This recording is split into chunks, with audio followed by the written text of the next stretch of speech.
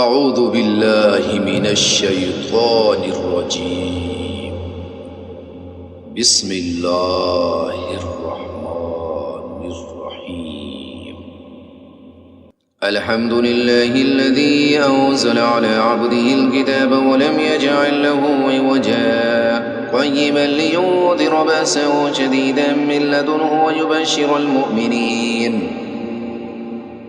ويبشر المؤمنين الذين يعملون الصالحات أن لهم أجرا حسنا ماكثين فيه أبدا وينذر الذين قالوا اتخذ الله ولدا ما لهم به من علم ولا لآبائهم كبرت كلمة تخرج من أفواههم إن يقولون إلا كذبا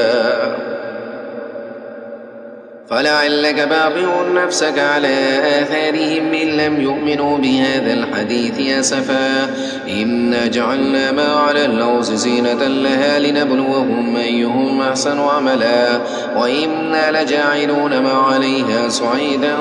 جرزا أم حسبت أن أصحاب الكهف والرقيم كانوا من آياتنا عجبا إذا والفتية إلى الكهف فقالوا ربنا آتنا من لدنك رحمة وهيئ لنا من أمرنا رشدا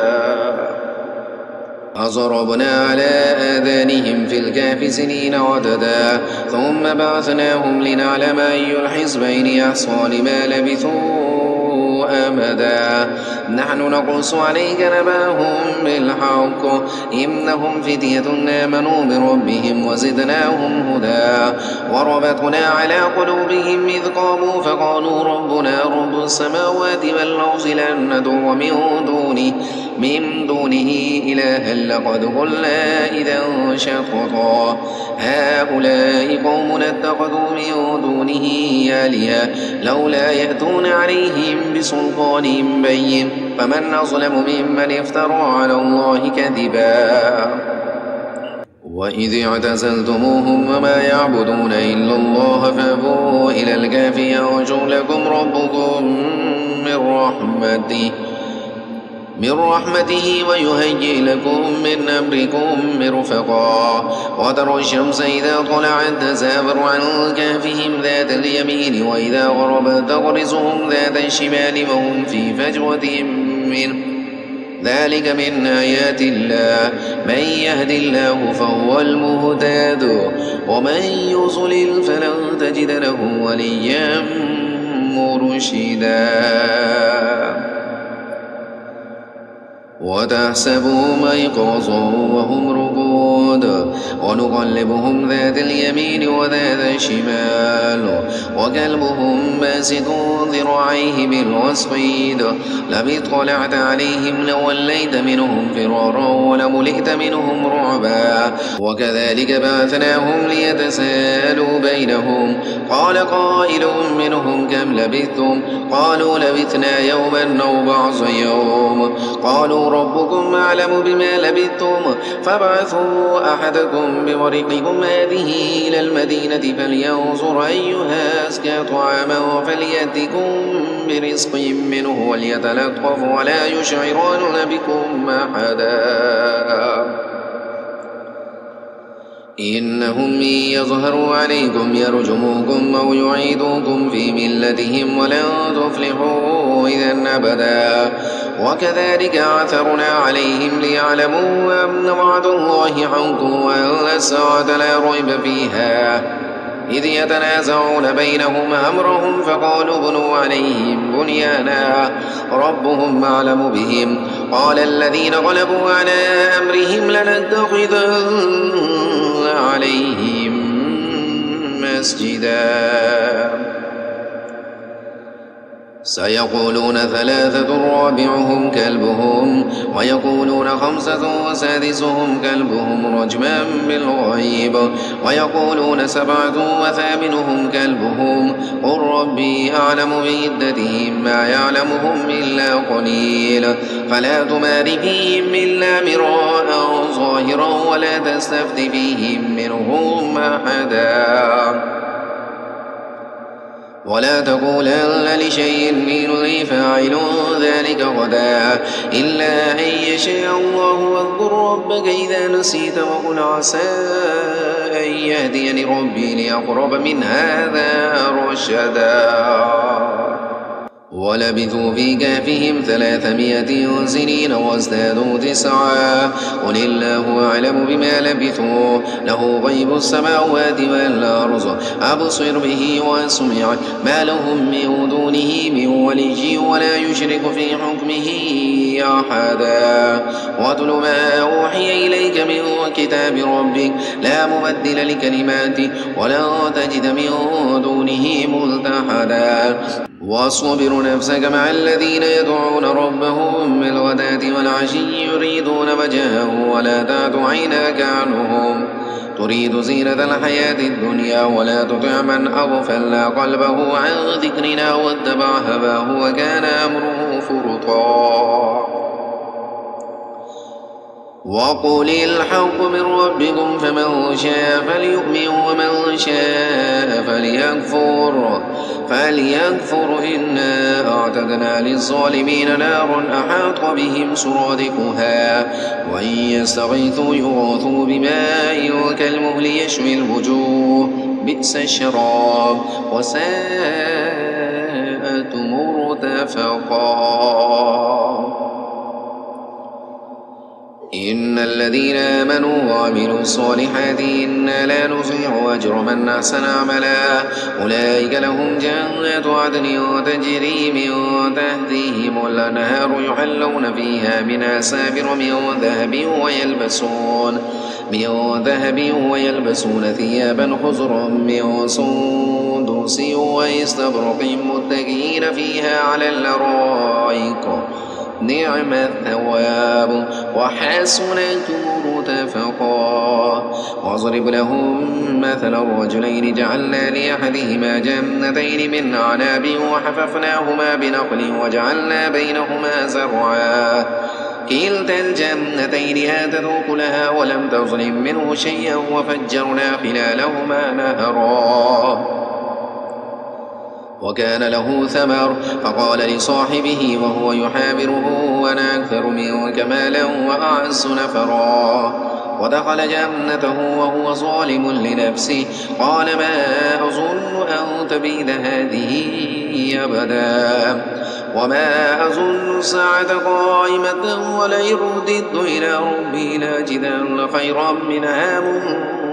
منقلبا. قال له صاحبه وهو يحاوره أكفرت بالذي خلقك من تراب ثم من نطفة ثم سواك رجلا لكن هو الله ربي ولا أشرك بربي أحدا. ولولا إذ دخلت جنتك قلت ما شاء الله لا قوة إلا بالله إن ترني أنا أقل منك مالا وولدا فعسى ربي أن يؤتيني خيرا من جنتك ويرسل عليها حسبانا من السماء فتصبح صعيدا زلقا أو يصبح ماؤها غورا فلا تستطيع له طلبا أو حيط بثمره فأصبح يقلب كفيه على ما أنفق فيها وهي خاوية على عروشها ويقول يا ليتني لم أشرك بربي أحدا ولم تكن له فئة ينصرونه من دون الله وما كان منتصرا هنالك الولاية لله الحق هو خير ثوابا وخير عقبا. واضرب لهم مثل الحياة الدنيا كماء إن أنزلناه من السماء فاختلط به نبات الأرض فأصبح هشيما تذروه الرياح وكان الله على كل شيء مقتدرا. المال والبنون زينة الحياة الدنيا والباقيات الصالحات خير عند ربك ثوابا وخير أملا ويوم نسير الجبال وترى اللوظ بارزة وحشرناهم فلم نغادر منهم أحدا وعرضوا على ربك صفا لقد جئتمونا كما خلقناكم أول مرة بل زعمتم أن لن نجعل لكم موعدا ووضع الكتاب فترى المجرمين مشفقين مما فيه ويقولون يا ويلتنا ما لهذا الكتاب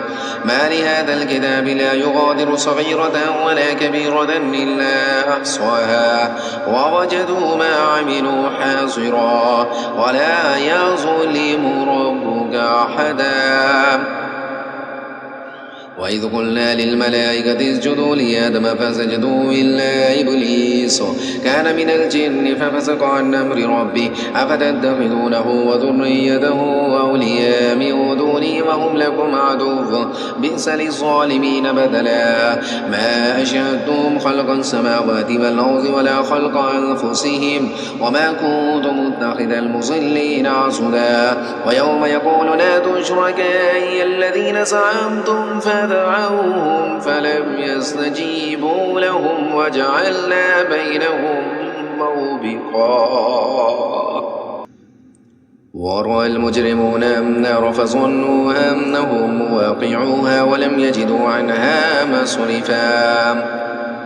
ولقد صرفنا في هذا القرآن للناس من كل مثل وكان الإنسان أكثر شيء جدلا وما منع الناس أن يؤمنوا إذ جاءهم الهدى ويستغفروا ربهم إلا أن تأتيهم سنة الأولين أو يأتيهم العذاب قبلا وما نرسل المرسلين إلا مبشرين ومنذرين ويجادل الذين كفروا بالباطل ليدحضوا به الحق واتخذوا آياتي وما أنذروا هزوا ومن أظلم مما ذكر بآيات ربه فأعرض عنها ونسي ما قدمت يداه إنا جعلنا على قلوبهم أكنة أن يفقهوا وفي آذانهم وقرا وإن تدعهم إلى الهدى فلن يهتدوا إذا أبدا وربك الغفور ذو الرحمة لو يؤاخذهم بما كسبوا لعجل لهم العذاب بل لهم موعد لن يجدوا من دونه موئلا وتلك القرى أهلكناهم لما ظلموا وجعلنا لمهلكهم موعدا وإذ قال موسى لفتاه لا أبرح حتى أبلغ مجمع البحرين أو أمضي حقبا فلما بلغا مجمع بينهما نسيا حوتهما فاتخذ سبيله في البحر سربا فلما جاوزا قال لفتاه آتنا غداءنا لقد لقينا من سفرنا هذا نصبا قال أرأيت إذا وينا إلى الصخرة فإني نسيت الحوت وما أنسانيه إلا الشيطان أن أذكره واتخذ سبيله في البحر عجبا قال ذلك ما كنا نبغ فارتد على آثارهما قصصا فوجدا عبدا من عبادنا آتيناه رحمة من عندنا وعلمناه من لدنا علما قال له موسى هل أتبعك على أن تعلمني مما علمت رشدا قال إنك لا تستطيع معي صبرا وكيف تصبر على ما لم تحط به خبرا قال ستجدني إن شاء الله صابرا ولا أعصي لك أمرا قال فإن اتبعتني فلا تسألني عن شيء حتى أحدث لك منه ذكرا فانطلقا حتى إذا ركب في السفينة خرقها قال خرقتها لتغرق أهلها لقد جئت شيئا إمرا قال ألم أقل لك لا تستطيع معي صبرا قال لا تؤاخذني بما نسيت ولا ترهقني من أمري عسرا فانطلقا حتى إذا لقيا غلاما فقتله قال أقتلت نفسا زكية بغير نفس لقد جئت شيئا نكرا قال ألم أقل لك إنك لا تستطيع معي صبرا قال إن سألتك عن شيء بعدها فلا تصاحبني قد بلغت من لدني عذرا فانطلقا حتى إذا أتيا أهل قرية استطعما أهلها فأبوا أن يضيفوهما فوجدا فيها جدارا يريد أن ينقض فأقامه قال لو شئت لاتخذت عليه أجرا قال هذا فراق بيني وبينك سأنبئك بتأويل ما لم تستطع عليه صبرا أما السفينة فكانت لمساكين يعملون في البحر فأردت أن أعيبها وكان وراءهم ملك يأخذ كل سفينة غصبا وأما الغلام فكان أبواه مؤمنين فخشينا أن يرهقهما طغيانا وكفرا فأردنا أن يبدلهما ربهما خيرا منه زكاة وأقرب رحما وأما الجدار فكان لغلامين يتيمين في المدينة وكان تحته كنز لهما وكان أبوهما صالحا فأراد ربك أن يبلغا أشدهما ويستخرجا كنزهما رحمة من ربك وما فعلته عن أمري ذلك تأويل ما لم تستطع عليه صبرا ويسألونك عن ذي القرنين قل سأتلو عليكم منه ذكرا إنا مكنا له في الأرض وآتيناه من كل شيء سببا فأتبع سببا حتى إذا بلغ مغرب الشمس وجدها تغرب في عين حمية ووجد عندها قوما قلنا يا ذا القرنين إما أن تعذب وإما أن تتخذ فيهم حسنا قال أما من ظلم فسوف نعذبه ثم يرد إلى ربه فيعذبه عذابا نكرا وأما من آمن وعمل صالحا فله جزاء الحسنى وسنقول له من أمرنا يسرا ثم أتبع سببا حتى إذا بلغ مطلع الشمس وجدها تطلع على قوم لم نجعل لهم من دونها سترا كذلك فقد أحطنا بما لديه خبرا ثم أتبع سببا حتى إذا بلغ بين السدين وجد من دونهما قوما لا يكادون يفقهون قولا قالوا يا ذا القرنين إن يأجوج ومأجوج مفسدون في الأرض فهل نجعل لك خرجا على أن تجعل بيننا وبينهم سدا قال ما مكنني فيه ربي خير فأعينوني بقوة أجعل بينكم وبينهم ردما آتوني زبر الحديد حتى إذا ساوى بين الصدفين قال انفخوا حتى إذا جعله نارا قال آتوني يفرغ عليه قطرا فما استطاعوا أن يظهروه وما استطاعوا له نقبا قال هذا رحمة من ربي فإذا جاء وعد ربي جعله دكا وكان وعد ربي حقا وتركنا بعضهم يومئذ يموج في بعض ونفخ في الصور فجمعناهم جمعا وعرضنا جهنم يومئذ للكافرين عرضا الذين كانت أعينهم في غطاء عن ذكري وكانوا لا يستطيعون سمعا